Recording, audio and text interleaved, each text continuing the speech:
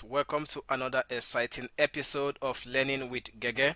Today we shall be creating another very interesting application, and for us to do that, all we need to do as always is to click on the new project, and let's give the app a title. We are going to be calling it Talk to Me. We hit the OK button and then we allow the interface to load.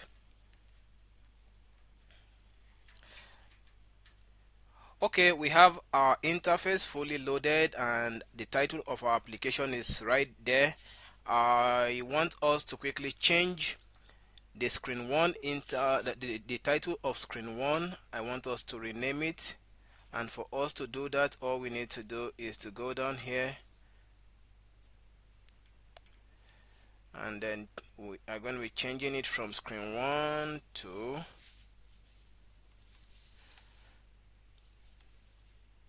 Talk to Me. Talk to Me. As soon as we do that, you can see that on the interface the name of screen 1 has changed to Talk to Me, which is the title of our application. For this application, we will be needing a button as one of the components, so we are going to drag out our button, drop it right there. Another component that we are going to be needing in the course of this application is called text to speech, and all I need to do is to search for that. As soon as I search for it, I can see it and we'll drag it onto the screen.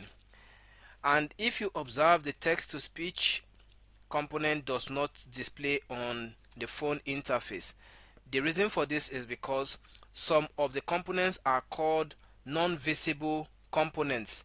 They are going to be in your application, but they are not necessary, they are not needed to be on the interface, and that is why MIT App Inventor has made them to be in another category called the non-visible category.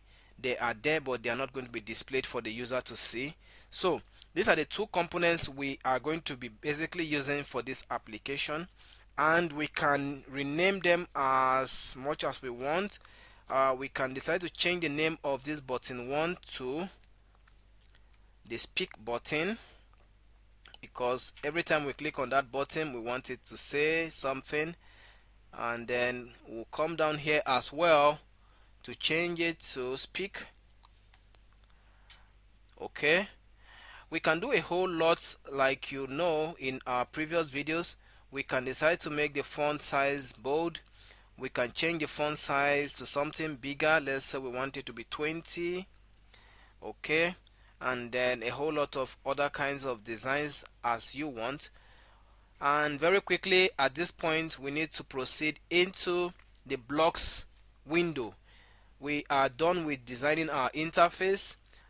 If there are other things you want to do when building yours, you can definitely do that. Let's proceed to the blocks interface by clicking on the blocks at the top left corner of our program. Right here, the first thing we are going to be doing is to go down to the button that says speak, and we will need the code that says when the speak button is clicked, what should happen. We want an action to be carried out every time we click on the speak button.